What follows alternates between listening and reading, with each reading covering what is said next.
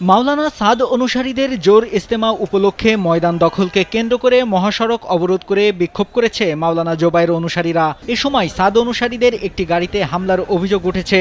এতে গাড়িতে থাকা সাদ অনুসারী ৩ জন আহত হয় বলেও জানা গেছে। এক পর্যায়ে দুই গ্রুপের মধ্যে সংঘর্ষের ঘটনা ঘটে।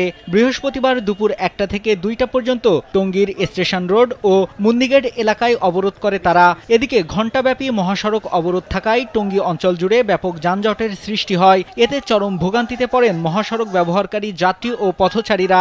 মাওলানা জোবায়ের অনুসারীদের দাবি, সরকারিভাবে ঘোষণা করা হয়েছিল মাওলানা সাদ অনুসারীরা ইজতেমার পর ময়দান বুঝে নেবেন, কিন্তু তারা আগেই ময়দান দখল করার পায়তারা শুরু করেছে। এলো ভিশন মুশকিল আসান অফার। যে কোনো ব্র্যান্ডের পুরনো ফ্রিজ নিয়ে চলে আসুন ভিশন শোরুমে আর নিয়ে যান নতুন ভিশন ফ্রিজ 20% পর্যন্ত ছাড়। তাছাড়া ২০১৮ সালে ইজতেমার মাঠে জোবায়েরপন্থীদের ওপর হামলার বিচার দাবি করেন তারা। এ বিষয়ে গাজীপুর মেট্রোপলিটন পুলিশের দক্ষিণ জোনের উপপুলিশ কমিশনার MN নাসির উদ্দিন বলেন, মাওলানা জোবায়ের অনুসারী আলেমগণ কি দাবি নিয়ে মহাসড়ক অবরোধ করেছেন তা আমাদের জানা নেই। আসলে প্রকৃত কি দাবি নিয়ে তারা মাঠে নেমেছে আমরা আসলে ক্লিয়ার না। তারা বলেছেন তারা ঢুকতে পারে এই সন্দেহে তারা মাঠে নেমেছে। আমরা মাঠে দাঁড়াইছি, তাদের রাস্তা রোড বেরিয়ে দেওয়ার পর থেকে আমরা ওটা নিয়ে কাজ করছি।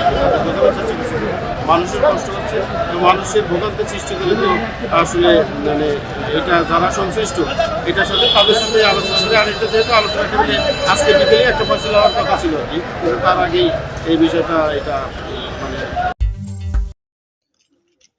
আসসালামু আলাইকুম। তো এই হচ্ছে অবস্থা। আজকে মুসলমানরাই দ্বন্দ্ব সংঘাত করতেছে, একে অপরের প্রতি যুদ্ধ বিগ্রহ ইত্যাদি সমস্ত কিছু জড়িয়ে পড়তেছে মুসলমানরা। নিঃসন্দেহে এটি জাহালত ছাড়া কিছু নয়। আজকে ইহুদি, খ্রিস্টান, হিন্দু অন্যরা দেখে দেখে হাসতেছে আমাদের কার্যকলাপ দেখে। তো এর জন্য আমাদের কি করতে হবে? সাবধান থাকতে হবে, যেন কখনোই নিজেরা দ্বন্দ্ব সংঘাতে না জড়াই।